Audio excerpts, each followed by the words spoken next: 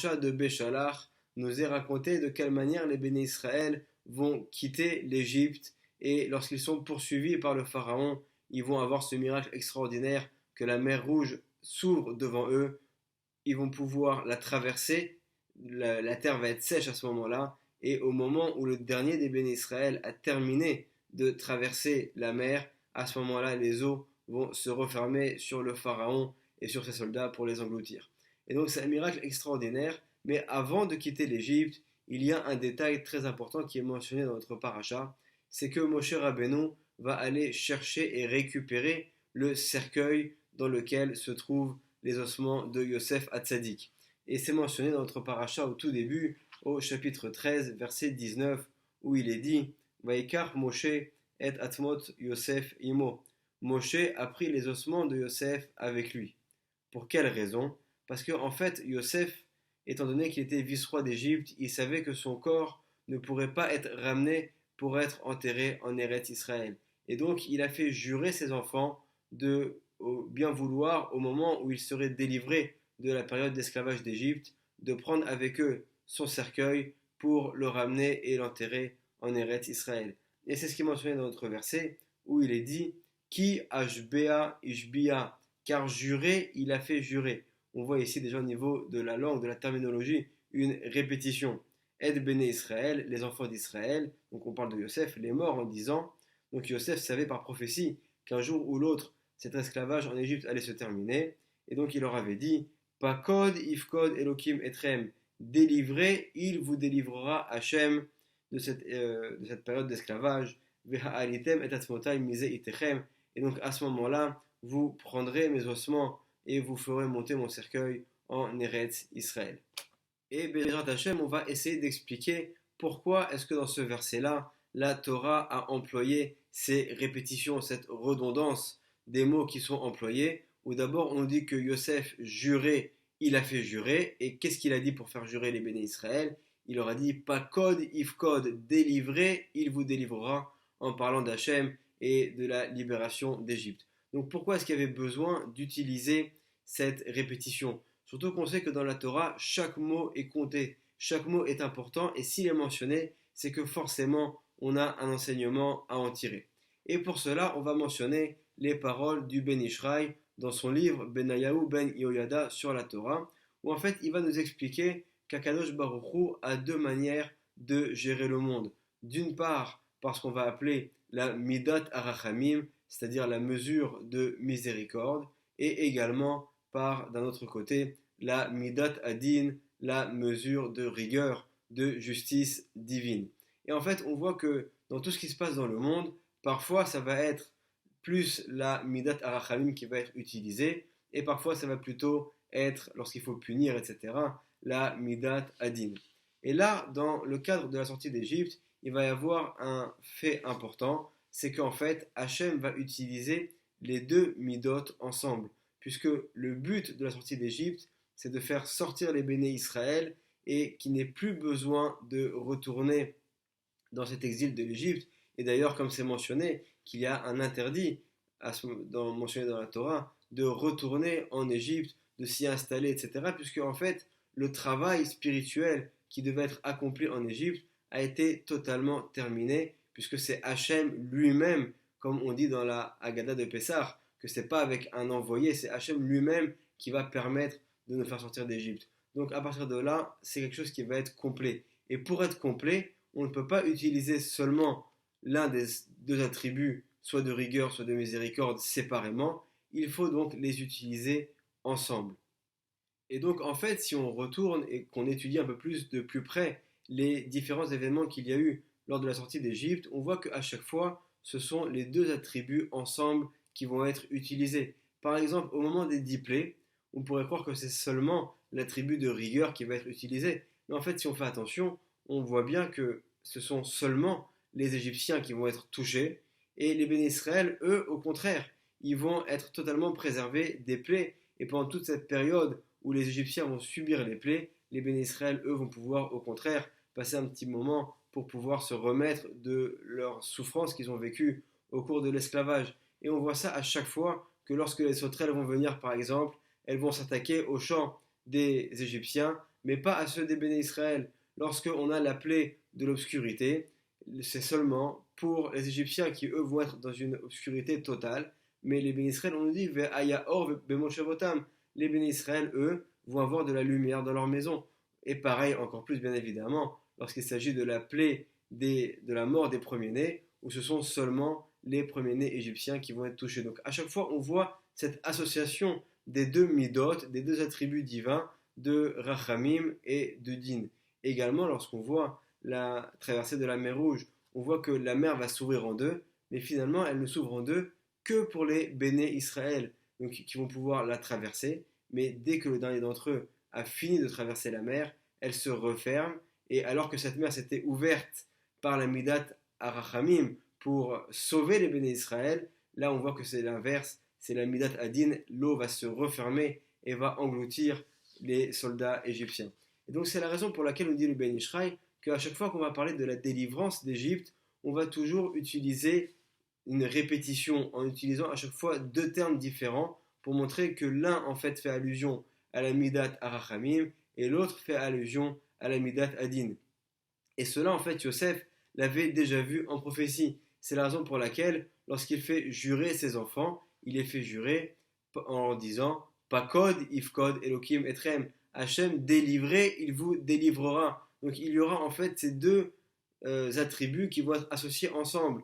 Pakod, Ifkod, délivré, il vous délivrera par la Midat Adin et également par la Midat Arachamim. Et c'est la raison pour laquelle jurer, il les fait jurer également pour faire de nouveau une allusion à cela, au fait qu'il va y avoir une association de ces deux midot.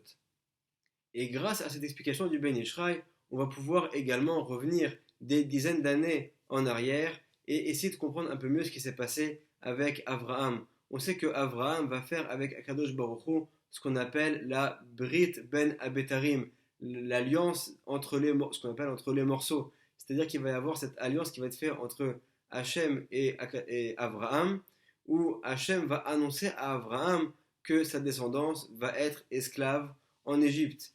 Et là, on pourrait se poser une question, et c'est ce que va nous dire ici le Ben Ishraï.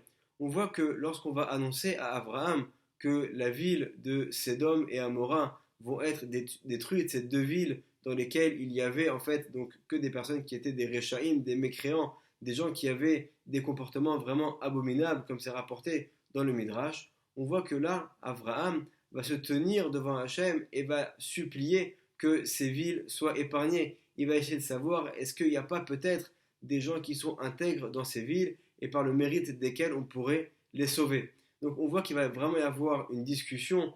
Abraham va venir, va faire tout un plaidoyer pour sauver ces villes dans lesquelles finalement il y a quasiment que des Réchaïm. Et lorsqu'il voit que vraiment il n'y a personne à sauver, à ce moment-là il comprend qu'il n'y a plus rien à faire et que ces villes doivent être détruites. Et on voit que lorsque finalement il va y avoir la Brit Ben Abetarim, donc cette alliance au cours de laquelle Hachem annonce à Abraham qu'il va y avoir l'esclavage, là on ne voit pas de plaidoyer de la part d'Abraham. Et c'est la question que pose le Ben Ishraï. Comment se fait-il que pour des étrangers qui sont des Réchaïm, Abraham va aller et va essayer d'argumenter pour convaincre Hachem de les sauver, et lorsqu'on lui annonce que sa propre descendance, dans laquelle nombreux étaient les tzadikim, va être en esclavage en Égypte, Abraham ne va pas aller pour essayer de convaincre Hachem d'annuler ce décret terrible qui attend sa descendance. Et l'explication qu'il y a, on peut la trouver dans le texte lui-même, puisque lorsque Hachem va annoncer l'esclavage de la descendance d'Abraham, il lui dit Yadoa Teda, sauras, tu sauras, sache. Mais là de nouveau, il va utiliser cette répétition. Sauras, tu sauras que ta descendance va être esclave en Égypte. Et en fait, de nouveau, Hachem fait déjà allusion lorsqu'il annonce à Abraham qu'il va y avoir également par la suite une délivrance. Et dans cette allusion, il va utiliser deux termes différents, de nouveau avec cette répétition, pour faire allusion que, en fait, sache qu'il n'y a rien à faire.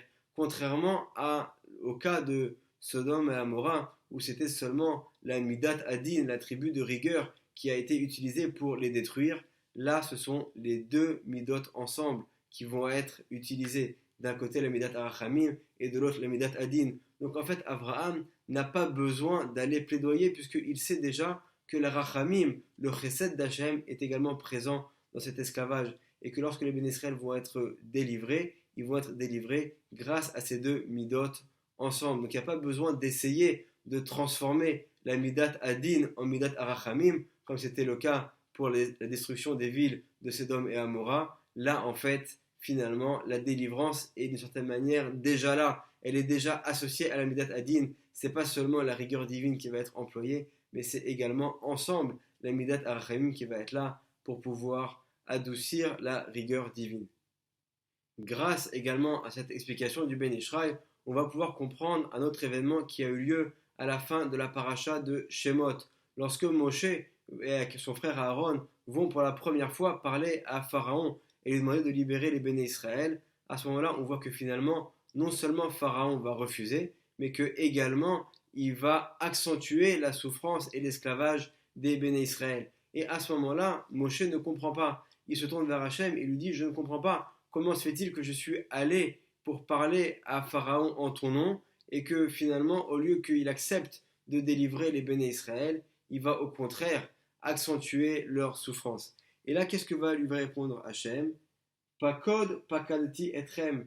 Délivré, je vous ai délivré. Donc là, de nouveau, on voit cette répétition qui fait allusion aux deux attributs par lesquels Hachem va faire la délivrance des Béné Israël. Et en fait, comment comprendre ces paroles de Moshe? C'est que Moshe va croire à ce moment-là qu'Hachem a utilisé seulement la Midat Adin. Et dans sa réponse, Hachem lui répond: ne t'inquiète pas, sache que Pakod Pakalti, j'ai utilisé les deux Midot, la Midat Adin et la Midat Arachamim. Et ensuite Hachem poursuit et lui dit: Ki beyad chazaka yeshalechem, par une main forte, je vais les faire délivrer. Ou viad chazaka, et également par une main forte, Yegarechem me'artso, je vais les faire sortir de sa terre, de la terre d'Égypte. Et là, de nouveau, on voit une répétition, le mot yad, beyad, chazaka, avec une main forte, yeshalechem, ou viad, chazaka, yegarechem. De nouveau, on voit le mot, la main forte est utilisé deux fois, là aussi, pour faire allusion à la midat adin et à la midat arachamim.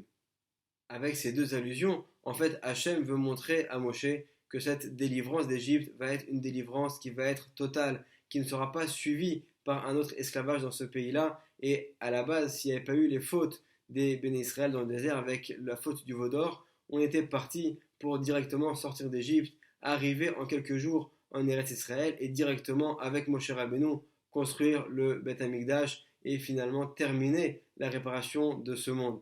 Et malheureusement, c'est à cause des fautes qu'il va y avoir par la suite qu'on ne va pas réussir à utiliser ce raccourci et qu'on va devoir de nouveau, au cours des différentes générations et jusqu'à nos jours, être en exil pour finalement terminer ce travail avec Bezrat Hashem, la venue du Mashiach très bientôt.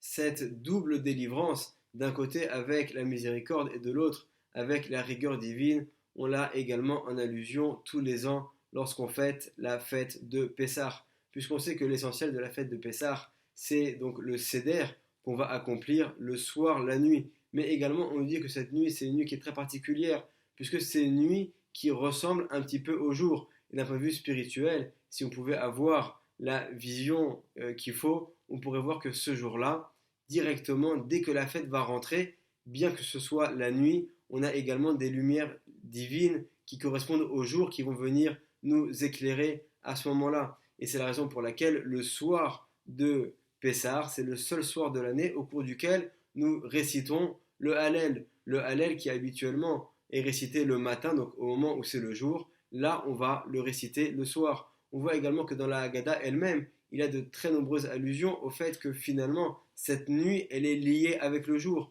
comme cette fameuse histoire avec les élèves de Rabbi Akiva qui vont étudier toute la nuit de Pessah et qui, au moment finalement, vont arriver jusqu'au moment où on doit lire le Kriyat Shema, le schéma du matin. Donc ils vont faire cette liaison qu'il y a entre la nuit de Pessah et le jour, puisqu'en fait c'est une nuit, mais qui finalement ressemble plutôt à un jour. La nuit fait allusion à la rigueur divine, et le jour fait allusion à la rachamim, à la miséricorde. Donc là, de nouveau, on voit cette association entre les deux, entre d'un côté la midat adin et de l'autre la midat arachamim. Et c'est également ce qui nous attend dans les temps futurs lorsque vont venir les deux Mashiach, le Mashiach ben Yosef et le Mashiach ben David. Et lorsqu'ils vont venir pour nous délivrer, on nous dit dans les prophéties, dans le livre de Yeshaya, au chapitre 54, verset 3, Ki yamin ou smol tifrotzi, parce que finalement tu vas réussir à ouvrir par la droite et par la gauche. La droite fait allusion au chesed et la gauche fait allusion à la rigueur divine, au din. Donc là, on voit que également, ce qui nous attend dans la délivrance future, c'est cette association aussi de la midat adin et de la midat arachamim. Et c'est que grâce à cela qu'on aura une délivrance qui va être totale, qui va être définitive, qui nous permettra de terminer la mission pour laquelle nous sommes venus dans ce cycle. Et ce sera par cela que nous pourrons aussi remonter dans les mondes supérieurs, là où était Adam Arishon avant la faute, et encore plus haut. Et Bezrat Hashem, que nous puissions avoir cette délivrance. Et de la même manière que Hashem nous a délivrés en Égypte, c'est seulement les prémices, le début, l'annonciateur de ce qui nous attend dans les temps futurs et très bientôt, puisque nous sommes vraiment à la limite de cette période qui doit arriver incessamment sous peu avec la venue du Mashiach, la reconstruction du Beth Amikdash, et que nous puissions à ce moment-là nous élever dans les mondes supérieurs, redevenir spirituels comme était Adam avant la faute. Amen, ve Amen, Shabbat Shalom, Omevorach.